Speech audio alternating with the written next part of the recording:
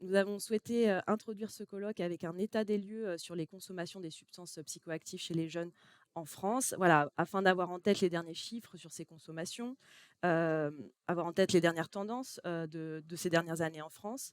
Et donc, nous avons pour cela le plaisir d'accueillir Olivier Lenezet, chargé d'études à l'OFDT, pour cette présentation introductive qui se basera sur l'étude Escapade, l'enquête sur la santé des consommations lors de l'appel à la préparation à la défense, donc une étude qui est quand même référente en France sur cette question.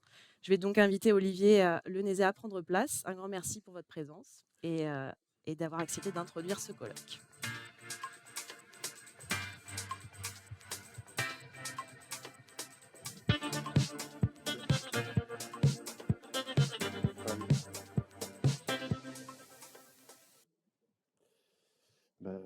Bah, merci pour l'invitation. Et donc, oui, je vais profiter de cette occasion pour vous présenter des chiffres qui sont relativement récents, parce ils ont été publiés au début du mois de mars. Il s'agit donc des résultats je vais présenter principalement les résultats de l'enquête Escapade 2022, une enquête qui porte donc sur les jeunes de 17 ans. Et donc, c'est une enquête qui a été attendue depuis de nombreuses années, parce qu'avec la période qu'on a connue, on a dû la reporter. Et ça faisait 5 ans qu'on n'avait pas de données sur cette population. Et donc, voilà, je vais donc vous faire une présentation de ces résultats. Donc, moi, je me présente, je suis Olivier Lenezet, je travaille à l'Observatoire français des drogues et des tendances addictives, plus précisément à l'unité data qui a, qui a réalisé, analysé l'enquête. Et l'observatoire, donc on est un observatoire public qui fournit des données au pouvoir public justement sur les consommations, notamment de produits psychoactifs. Rapidement, un petit plan de ma présentation. En préambule, je trouve ça toujours intéressant de vous présenter les données au niveau européen. En fait, à travers une autre étude qui est l'enquête ESPAD avec des données un peu plus anciennes, qui date de 2018-2019, afin de positionner un peu la France, notamment les jeunes Français par rapport aux autres Européens. Je pense que c'est toujours intéressant. Et après, je vais dérouler le fil de la présentation à travers l'enquête Escapade, voilà, comme je vous ai présenté sur ce slide. Donc, dans un premier temps, les usages en Europe à 16 ans en 2019. Alors, c'est à 16 ans parce que ce n'est pas la même tranche d'âge. Hein, c'est l'enquête ESPAD, une enquête en milieu scolaire. L'enquête, c'est le volet européen de l'enquête en classe, pour la petite histoire, qui a été également réalisée en 2022 par l'OFDT et dont les résultats vont sortir à l'automne 2023. Mais il y a le volet 16 ans européen qui nous permet de nous comparer avec nos voisins, enfin avec un peu plus de 30 pays européens. Donc ces cartes avec des couleurs très vives. Sur la carte de gauche, vous avez l'usage de tabac dans le mois. Euh, En fait, ce qu'il faut retenir, c'est que on est plutôt situé dans la moyenne européenne, hein, autour de 20% d'usage de tabac dans le mois déclaré à 16 ans en 2019, enfin 22%, et la moyenne européenne est à 20%. Et vous voyez que c'est plutôt des pays d'Europe de l'Est où les niveaux sont les plus élevés, et plutôt Europe du Nord avec des niveaux moins élevés. Voilà. Ça, c'est sur la position par rapport au tabac. Sur l'alcool, c'est à peu près la même chose. On est plutôt dans la moyenne européenne, un petit peu au-dessus, hein, 53% d'usage au cours du mois. Voilà, c'est au moins un usage, hein, au cours du mois à 16 ans. C'est 48% la moyenne européenne. Et on voit qu'il y a des pays comme la Grèce, l'Allemagne, l'Autriche, et puis d'autres pays. Je vous laisse découvrir sur la carte. Et pareil, des pays scandinaves plutôt avec des niveaux en dessous de la moyenne européenne. Enfin, s'agissant du troisième produit que je vais vous présenter d'ailleurs aujourd'hui, hein, je vais me concentrer dans la présentation sur les principaux produits psychoactifs que sont tabac, alcool, cannabis. Concernant le cannabis, la situation est un petit peu différente, car la France est située dans le peloton de tête, si je peux me permettre cette expression, avec 13% d'usage au cours du mois, et la moyenne européenne est à 7%. Toutefois, pour tempérer un peu ce propos, il faut savoir qu'en 2011 et en 2015, lors des 2 précédentes enquêtes ESPAD, la France, était, pas seulement en tête et caracolait en tête. Et du coup, là, on s'est fait rattraper par l'Italie et la Bulgarie, si je me trompe pas dans ma géographie. Et donc, voilà. Mais on reste dans les pays principaux, mais la situation s'est quand même un petit peu améliorée s'agissant de la France. Voilà, ça c'était pour le préambule sur notre positionnement au niveau européen. Je vais maintenant vous parler un petit peu de l'enquête Escapade 2022.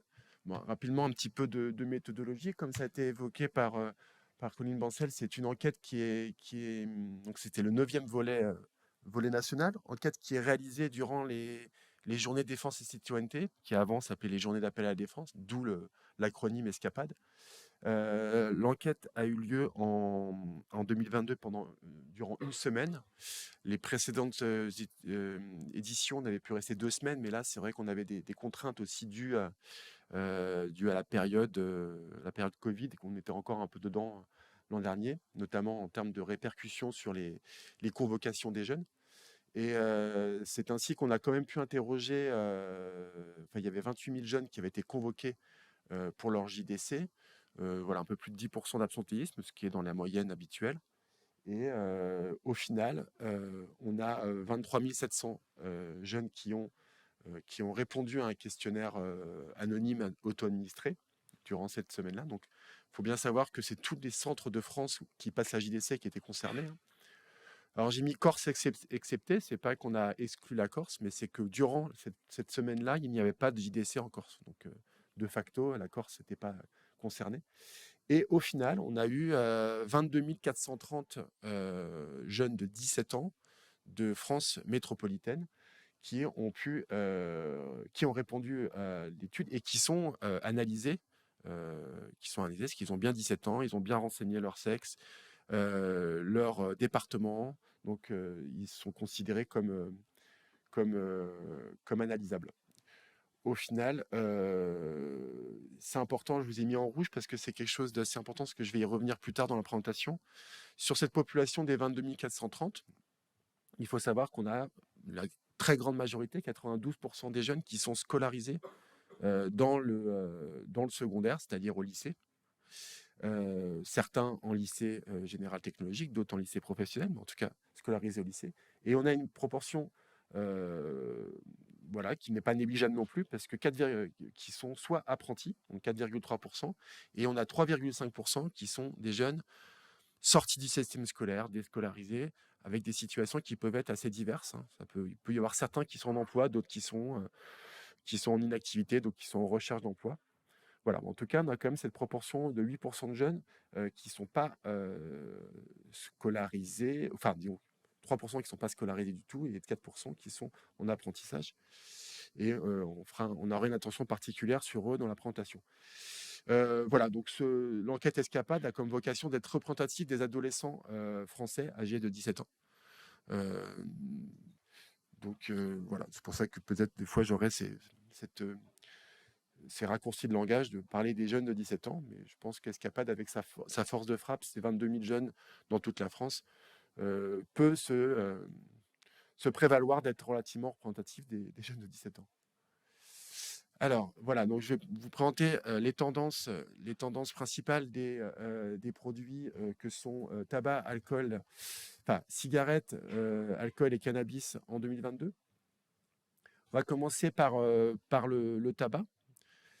Pour lequel, enfin les cigarettes pour être plus précis, pour lequel l'évolution est une des plus spectaculaires et une des qui a été les plus reprises dans la presse, avec cette baisse, notamment la courbe noire, la baisse de l'usage quotidien de tabac, qui est passé en 5 ans de 25% à 16%, enfin un peu moins de 16%, 15,6% de jeunes fumeurs quotidiens à 17 ans. Et vous voyez, si on remonte un peu plus loin dans le temps, parce que c'est aussi la force d'Escapade, c'est une enquête qui existe depuis maintenant 22 ans, depuis la première étude était en 2000, et vous voyez un petit peu entre guillemets, le chemin parcouru, puisqu'en 2000, on était à plus de 4 jeunes sur 10 de 17 ans qui étaient fumeurs quotidiens. Ça paraît énorme par rapport à ce qu'on connaît actuellement, 41%.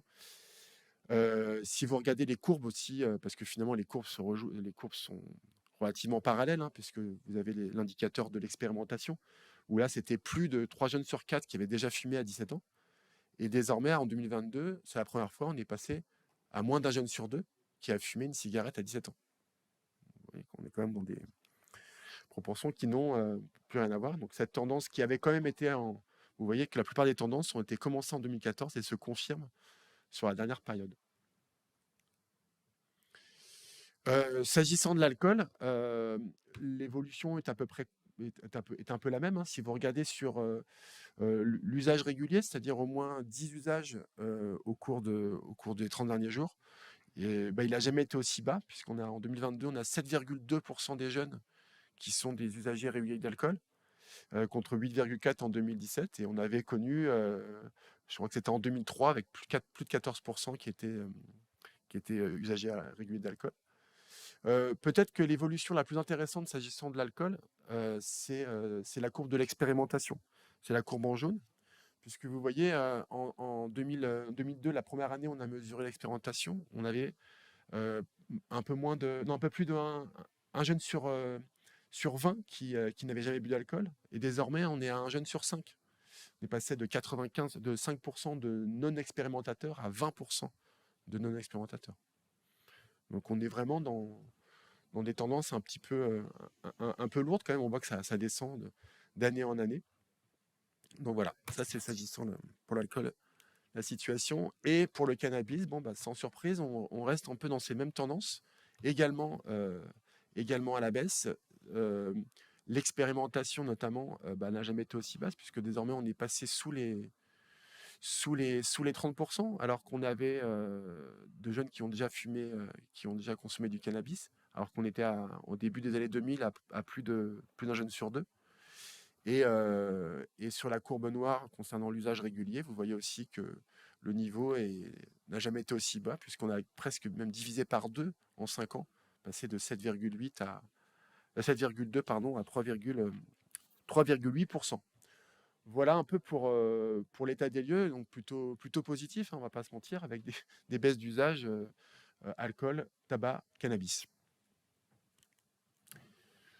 Je vous présente rapidement les données en 2022 selon le sexe. Euh, peu de choses étonnantes, hein. On remarque un usage de cigarettes peu genré, avec un peu plus d'usage quotidien parmi les garçons, mais donc là, l'écart n'est pas énorme, 17% versus 14,2%. S'agissant des expérimentations d'alcool et de cannabis, pareil, il y a très peu d'écart. Par contre, si on regarde les indicateurs type usage régulier d'alcool ou cannabis, là on voit que les garçons sont plus consommateurs que les filles. Et de façon générale, plus l'intensité d'usage est importante, plus les écarts garçons-filles sont importants. Hein. Donc ça, c'est quelque chose qu'on retrouve d'enquête après enquête. Hein. Donc par exemple, si on va regarder l'usage quotidien qui n'est pas présenté ici, vous verrez encore des écarts relatifs encore plus importants. Ce qu'il faut retenir, c'est que sur ces trois produits, alcool, tabac, cannabis, les tendances sont comparables sur la période 2007-2022. C'est-à-dire que ça baisse chez les garçons et chez les filles de manière à peu près identique. Voilà. Maintenant, je vais vous parler comme du cas spécifique de la e-cigarette, parce que c'était, quand on a étudié un peu nos résultats, on s'est dit, mais il y a tout qui baisse, il faut bien qu'on trouve quelque chose qui monte. Donc, on a cherché, puis on a trouvé assez rapidement le produit qui allait pouvoir un peu tempérer tout ça, c'est la e-cigarette, qui est mesurée dans l'enquête Escapade uniquement depuis 2014, bon, parce que c'est un produit, enfin c'est un produit, enfin c'est relativement récent, donc on voit qu'entre 2014 et 2017, d'ailleurs, on avait plutôt une stabilisation, voire une baisse de l'utilisation de la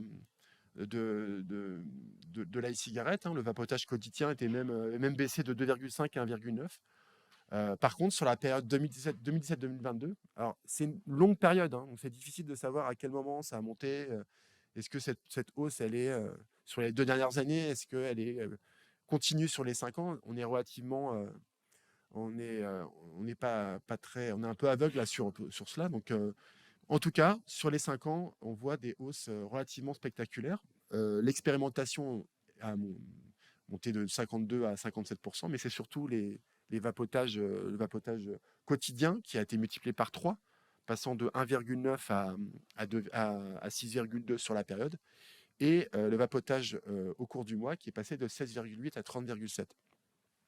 Les chiffres 30,7 et 56,9 sont intéressants, puisque si je me permets de revenir juste en arrière 2 secondes sur les chiffres du tabac, vous voyez que l'expérimentation de tabac est inférieure. Elle est à 46,5, donc on est inférieur à l'expérimentation de cigarettes électroniques à 17 ans. Et l'usage au cours du mois, il est à 25,1% pour le tabac, et on est donc à 30,7% pour la cigarette électronique. Donc du coup, on est sur des niveaux supérieurs. S'agissant du vapotage quotidien, il est encore inférieur au tabagisme quotidien. En tout cas, sur les 2 premiers indicateurs, c'est quand même un fait à relever.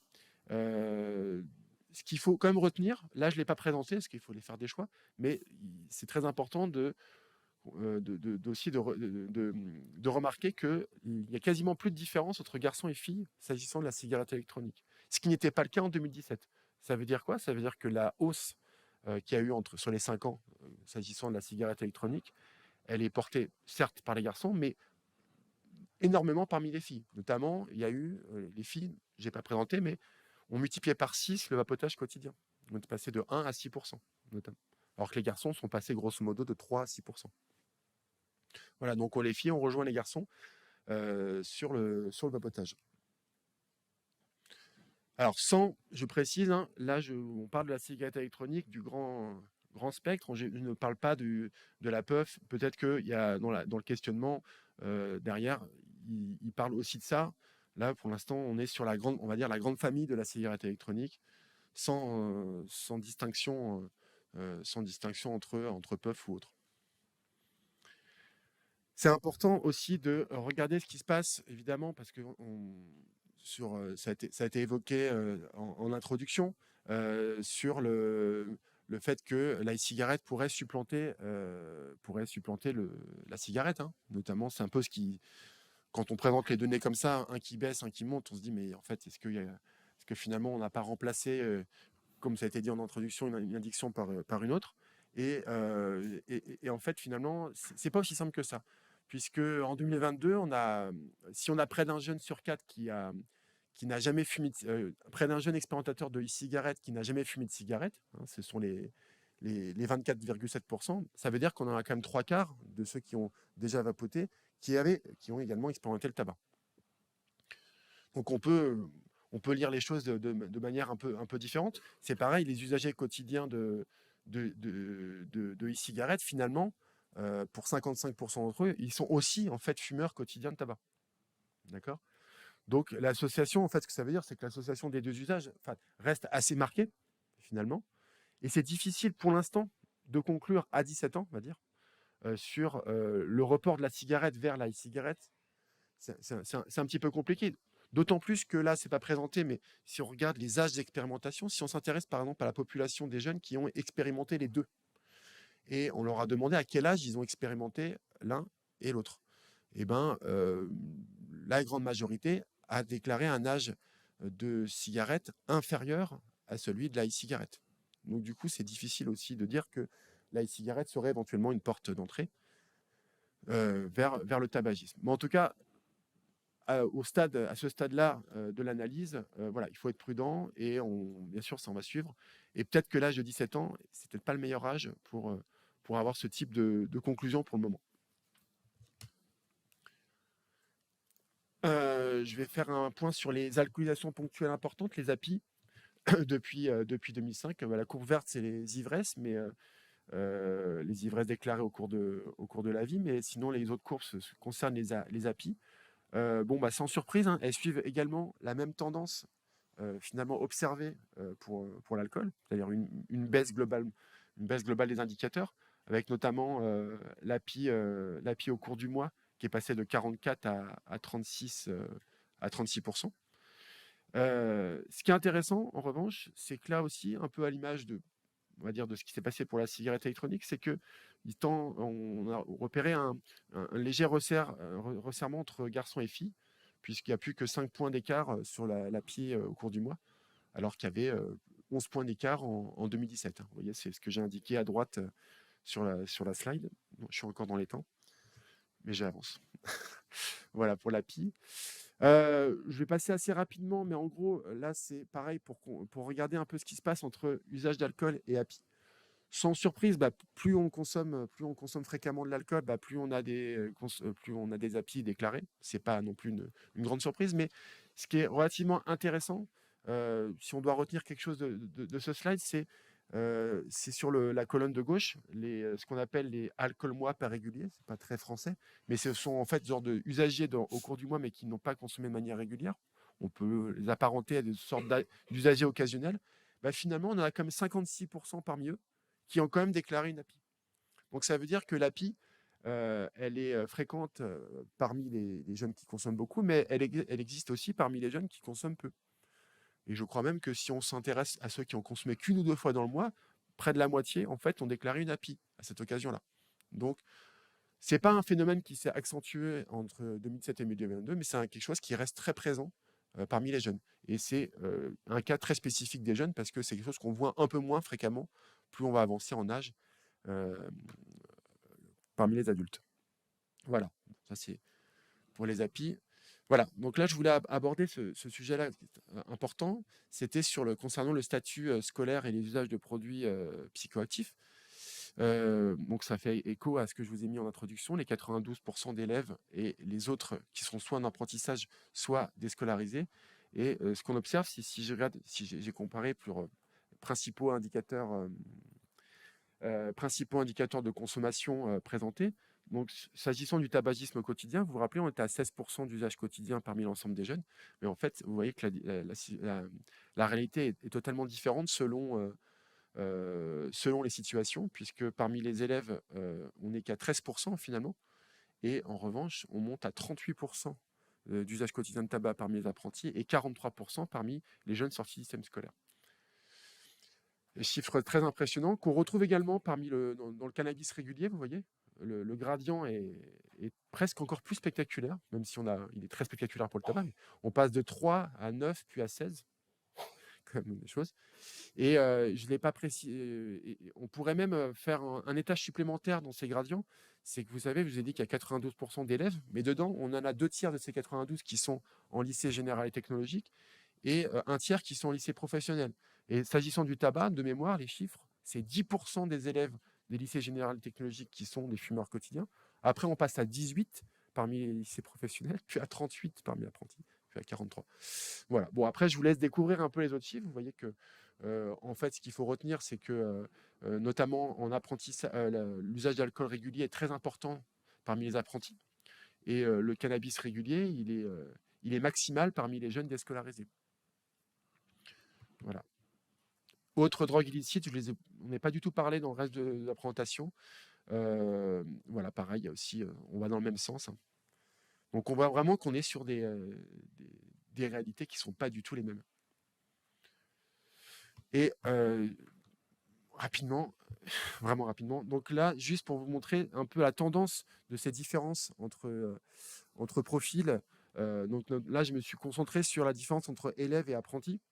Et ce que je voulais juste faire remarquer, c'est qu'entre 2014 et 2022, vous voyez, en 2014, on avait environ, sur les principaux indicateurs, tabagisme quotidien, usage d'alcool régulier et cannabis régulier, on avait en gros un ratio entre les apprentis et les élèves de x2. Et ben, en 2022, on est passé à x3. Donc ça pour dire que, quelque part, il y a un accroissement des inégalités vis-à-vis des consommations selon les profils. Je vais avancer. Ouais. Conclusion. Alors, on devait retenir ce qu'on devait retenir les principaux choses de cette présentation, c'est une baisse généralisée évidemment des usages des substances tabac, alcool, mais également dans toutes les autres drogues illicites. Ça confirme quand même une dynamique qui avait déjà été remarquée en 2017 par rapport à 2014. Et donc ça s'inscrit quand même dans une tendance globalement à long terme et qu'on observe dans la plupart des enquêtes scolaires qu'on suit, notamment l'enquête en classe. On espère qu'on va avoir les mêmes résultats à l'automne. Évidemment, le cas spécifique de la cigarette électronique qui est un vrai point de vigilance puisqu'il y a une forte hausse, notamment parmi les filles. Et dernière chose, les inégalités sociales, enfin les inégalités selon le statut scolaire sont encore plus marquées en 2022. Quelques éléments de discussion tout de même. Il faut bien avoir en tête que ces baisses observées sont à mettre en regard aussi de la période très particulière qu'on a pu connaître, les confinements notamment, qui ont pu avoir vraiment un impact, enfin, qui ont eu un impact clairement sur la sociabilité des adolescents, qui peuvent expliquer donc en partie aussi ces baisses des usages. D'ailleurs, on voit bien que cette période, c'est aussi associé avec une santé psychologique qui s'est dégradée, parce que l'enquête Escapade, le S d'Escapade, c'est aussi la santé. Je ne vous ai pas présenté aujourd'hui, mais on a également suivi et on a mis une attention particulière dans notre publication là-dessus, sur la dégradation de ces indicateurs de santé. J'en ai mis un comme ça, pas pris au hasard, mais un qui est quand même un peu symptomatique, c'est les pensées suicidaires au cours de l'année qui sont passées de 11% à 18% sur la période. Mais c'est vrai aussi pour les risques de dépression. Donc c'est quand même des points de vigilance. Parce que d'habitude, on avait l'habitude de dire que les usages et la santé psychologique étaient liés. Hein. Plus on consommait, moins on allait. Mais là, visiblement, on est sur quelque chose un peu plus complexe à analyser. La baisse des niveaux est aussi, alors ça a été évoqué ce matin, notamment par Catherine Grenier, qui parlait des niveaux d'usage à 18-24 ans. On peut aussi penser que finalement, ces usages à 17 ans qui sont en baisse, c'est peut-être dû aussi à un possible décalage, et que maintenant, peut-être que finalement, ce qui s'observe à 17 ans va s'observer un peu plus tard, mais ça ne veut pas forcément dire que le combat est gagné, entre guillemets, que peut-être que c'est juste un décalage dans le temps, donc ça a étudié de manière attentive. Et enfin, l'accroissement des inégalités. Alors là, ça fait écho à ce qui a été évoqué ce matin en introduction, notamment par le professeur Norbert Ifras sur l'enquête Tabado. Mais c'est vrai que on va vraiment dans le bon sens et il faut sans doute accentuer la prévention ciblée sur les populations entre guillemets à risque, notamment, je pense, de centres de formation d'apprentis, mais pas que. Hein. On peut penser aux missions locales et tout, où on peut retrouver des jeunes déscolarisés. Donc, ça, c'est vraiment important. Les perspectives rapidement. Donc, on va publier à travers l'enquête Escapade des analyses secondaires, notamment analyses régionales. On va présenter aussi dans l'année des données sur le jeu d'argent, qui n'a pas été présenté aujourd'hui. Mais on attend également, bien sûr, la publication des résultats de l'enquête en classe à l'automne 2023, qui vont pouvoir nous donner un peu des données sur l'ensemble des collégiens et des lycéens par niveau scolaire, sur les substances, sur les consommations de substances. Et enfin, au printemps 2023, là, ça commence demain, d'ailleurs, le terrain, hein, je crois. On met en place une enquête téléphonique, l'enquête Europe, qui à la base était une enquête sur les opinions et les perceptions des Français, qui l'est toujours d'ailleurs, mais qui va avoir un volet consommation et une enquête qui a pris un peu en ampleur, puisqu'on va avoir plus de 15 000 personnes concernées. Et on va avoir un focus particulier sur focus, de toute façon c'est particulier, sur les 18-25 ans pour prendre en compte justement ce recul de l'âge d'exploitation et pour avoir des informations un peu plus précises, notamment sur les usages de produits illicites. Voilà, je pense que j'ai dépassé un petit peu et je vous remercie de votre attention. Merci Olivier. Je vais vous inviter à me rejoindre juste ici pour un temps de questions. Merci pour cette présentation sur cette étude, l'édition 2022 qu'on attendait, je pense, tous avec impatience, qui nous donne quand même un aperçu assez global et complet sur la consommation des substances psychoactives chez les jeunes en France, avec des tendances intéressantes à la baisse, mais la e-cigarette notamment qui doit continuer à nous interroger. Donc, on va prendre quelques questions. Donc, on en a déjà en ligne. Donc, on va peut-être commencer avec l'une d'entre elles qui nous demande: avez-vous observé, mesuré des différences selon les territoires ou les tailles d'agglomération? Est-ce que vous avez pris ça en compte? Alors, Oui, c'est bon. Si j'ai bien compris. On l'a pas présenté pour l'instant, on l'a pas publié, mais on a regardé en effet les choses. Sur les territoires, alors il y a deux choses. On va présenter justement donc à l'été des données au niveau régional, parce qu'on a attendu aussi là-dessus avec l'enquête Escapade, vu qu'on a beaucoup de jeunes, on peut se permettre de regarder les choses au niveau régional. Et on va également sortir des données sur le type d'agglomération. C'est quelque chose qu'on a commencé à faire depuis maintenant une ou deux enquêtes, c'est-à-dire regarder les choses parmi les milieux. Donc, on découpe en gros en quatre catégories: milieu rural, les petites agglomérations, les moyennes agglomérations et les agglomérations de plus de 200 000 habitants. Ok. Et c'est relativement intéressant. Et oui, oui, on voit des différences. On voit des différences sur les consommations, des différences qui ne seront pas aussi importantes que celles qu'on observe pour la scolarité, en revanche. Mais on voit des différences. Euh, donc là, enfin, il y a différentes situations. C'est pas la même, hein, même chose pour le tabac, pour l'alcool Mhm. et pour le cannabis, hein, de mémoire. Je crois que le cannabis, c'est peut-être celui où il y a le moins de différence. Finalement, c'est relativement. D'accord. Oui. Et sur le tabac, on va trouver un peu plus de consommation en milieu rural et sur l'alcool aussi, il me semble. Merci. Je continue avec les questions en ligne s'il n'y en a pas encore dans la salle. Euh, une question sur la manière dont vous traitez le questionnaire. Le questionnaire est auto-administré dans le cadre formel de la JDC. Comment mesurez-vous ce possible biais? Est-ce que c'est une question Alors, piège? non, c'est pas une question piège du tout. C'est une question habituelle. Oui. C'est pas une question piège. Non, non, mais en fait, c'est quelque chose qu'on a tout le temps en tête. En fait, depuis que l'enquête a été mise en place au début des années 2000. Moi, j'étais pas là en 2000, mais je suis arrivé peu de temps après quand même. Et on essaye d'améliorer le plus qu'on peut la méthodologie de l'enquête et surtout garantir les meilleures conditions de passation. Donc, en effet, l'enquête a lieu pendant la journée défense et citoyenneté, mais on fait à peu près tout pour que le jeune ait le sentiment qu'elle est totalement déconnectée de cette journée-là. Que, de toute façon, c'est pour ça qu'on est encore sur un questionnaire papier. En 2022, oui, c'est possible. En 2023, je veux dire. Mais parce que justement, on veut se déconnecter totalement de la journée et garantir aux jeunes que, voilà, que ces données sont totalement anonymisées. Maintenant, comment contrôler au maximum ce biais? C'est difficile, il y aura toujours des jeunes qui vont raconter n'importe quoi, ça on le sait, hein, qui vont peut-être en rajouter, peut-être minimiser. Maintenant, le biais, il est constant, j'ai envie de dire, depuis 20 ans. Et donc finalement, ce qui est intéressant dans Escapade, j'ai presque envie de dire, oui, les chiffres sont intéressants, mais c'est les tendances qui le sont encore plus. Merci. On a une question pour le micro, s'il vous plaît, dans la salle. Non, non, c'est tout. Si, si, allez-y, je vous en prie. Olivier peut garder son micro, c'est bon.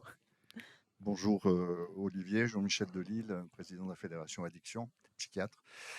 Merci beaucoup pour la présentation. J'étais très sensible à toutes les données liées au statut social et au statut scolaire des jeunes. Et justement, je me demandais, je crois me souvenir que dans Escapade, vous avez également des données sur les origines socio-économiques des parents. Et ça serait intéressant de croiser ces données pour voir l'influence du côté défavorisé au plan social, mais aussi de filières scolaires qui sont pas les mêmes. Et je pense que c'est des points à préciser parce que ça nous aidera beaucoup justement à développer des actions de prévention ciblées, puisqu'on se rend compte quand même globalement que même en population générale, finalement, il y a plutôt une évolution favorable d'un certain nombre de consommations de substances psychoactives, mais ça conduit aussi à les concentrer sur des populations vulnérables avec des hauts niveaux de problèmes à nécessiter des interventions un peu spécifiques. Donc, est-ce que vous pourriez préciser ces corrélations-là? Oui, oui, tout à fait. C'est une très bonne remarque. Et d'ailleurs, je tiens à préciser que nous, dans cette publication et dans cette présentation, on est resté vraiment que sur le type de scolarité, enfin le statut scolaire et le sexe, mais on a étudié évidemment d'autres facteurs. On parlait des territoires, mais également bien sûr l'origine sociale, enfin donc la situation à partir des professions des parents et de la statut d'activité des parents. Donc ça, évidemment, on l'a étudié et d'ailleurs, on a contrôlé quand on présentait les choses par scolarité, parce qu'on se dit: «Mais attendez, peut-être qu'on dit des bêtises». On a fait des analyses multivariées quand même en contrôle pour vérifier que la scolarité restait quand même quelque chose de prégnant et évidemment, ça reste très fort. Maintenant, oui, il y a des choses qui vont être publiées en 2e intention, s'agissant de l'origine sociale et on manquera pas de oui, oui, de les présenter dès que ce sera possible. Mais oui, il y a des choses qui se jouent et ça peut même se jouer de manière un peu différente. Vous savez, il n'y a pas de profil. Quand on fait après on met plein de facteurs, on pense qu'on va sortir comment dire, un portrait robot du consommateur, ce qui n'est pas forcément le cas. On va peut-être avoir des consommations plus importantes parmi les jeunes issus des milieux favorisés. Mais en fait, on va aussi avoir plus de consommation parmi les jeunes sortis du système scolaire en apprentissage. Sauf qu'on sait que les jeunes sortis du système scolaire ou en apprentissage sont plutôt des jeunes issus de milieux défavorisés. Donc on peut avoir des choses qui peuvent être, j'allais dire contre-intuitives, mais qui ne le sont pas. C'est juste que c'est multifactoriel, mais évidemment que ça sera étudié. Merci. On a peut-être le temps pour une dernière question des personnes qui sont avec nous en ligne, donc, que je remercie pour leurs multiples questions. On va avoir le temps d'en prendre encore une. Les apprentis qui consomment plus d'alcool sont-ils influencés par les adultes sur le milieu professionnel? Voilà, c'est une question sur les addictions, avec le lien avec le monde du travail, en fait. Si vous voulez, ça fait partie d'une des hypothèses qu'on avance. Donc, sans forcément qu'on ait de preuves irréfutables, mais on nous demande un peu quand même d'expliquer pourquoi ces différences et tout. Donc oui, oui, l'influence des pairs concernant l'alcool nous semble quelque chose quand même qui a du sens. Clairement, les apprentis, ils ont des moments où ils sont en centre de formation, puis ils ont des moments en stage où ils sont confrontés avec le monde des adultes. Donc oui, c'est une des hypothèses qu'on fait. Sur les apprentis, je tiens à préciser aussi que c'est une population qui est majoritairement composée de garçons, ce qui a accentué un petit peu, il faut quand même avoir ça en tête, hein, ça accentue un petit peu les différences s'agissant de l'alcool, mais si pareil on contrôle, alors là c'est du jargon de statisticien, si on contrôle à sexe contrôlé, finalement on voit quand même des différences marquées parmi les apprentis. Mais oui, c'est une des hypothèses qu'on retient. Ah bah, je pense que ce sera abordé cet après-midi, voilà, sur la place de l'entourage aussi, ça peut faire partie de l'entourage, le milieu du travail. Eh bien, merci Olivier pour vos réponses.